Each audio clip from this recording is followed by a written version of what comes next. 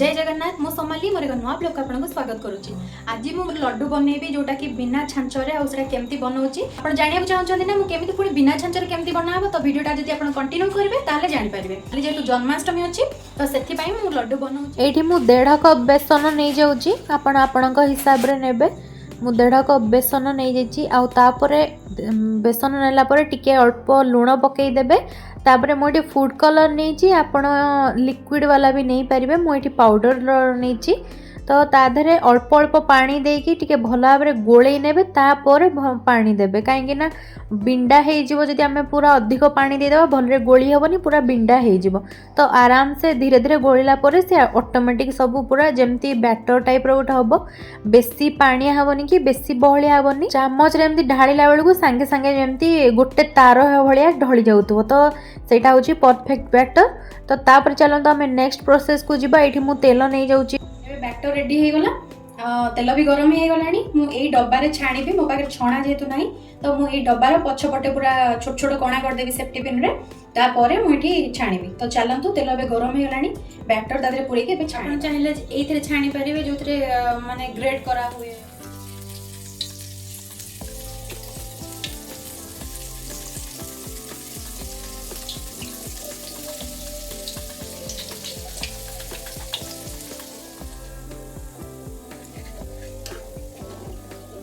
तेल सब medium flame रे ही रखिबे बेसी हाई करिवेनी नले पोड़ी जीवो।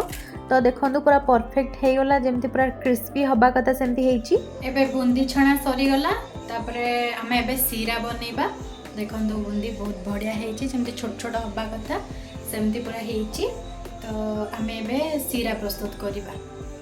प्रथमे गोटे कड़े मु नहीं गली ताधरे मु 1.5 कप चीनी नौची जेहेतु 1.5 कप नहीं बेसन तो 1.5 कप चीनी और 1.5 कप पानी पकई सारा परे आमर ये केवल मेल्ट हम चीनी एथरे कौन तार बाहर ना कि आमको टेस्ट करार ना केवल चीनीटा मेल्ट हो गला किछि टाइम रखी सारा पर सी रेडी हो आमर सीरा तादरे फ्लेवर पाई मुझे गुजराती गुंड नहीं जाऊँगी भल बहुत बढ़िया बास्ना हम लड्डू रे। तो ताकू मु गोले नहीं सारा पर मिनिमम 15 मिनिट लगे इतक हवापाई। देखो ए भल भाव फुटी गला आम तादे बुंदी को ऐड करदे ताकू भल भाव में आम गोले नहीं जावा जिते आम भल भाव में गोलेबा सेते सी सीरा सहित पूरा मिसीज। ये मु काजू भाजी नहीं जाइली गुआ घी रे तो पकईदेली 10 रु 15 मिनिट पर्यंत आपड़ भल भाव में गोले देवे। किछि टाइम एमती कंटिन्यूअसली गोलेले आमर सीरा सहित पूरा बुंदी मिसीज जमती आमको दरकार से ही भाया हो तो ताकू फैन रे रखीदेवे आपण 5 मिनिट खंडे अल्प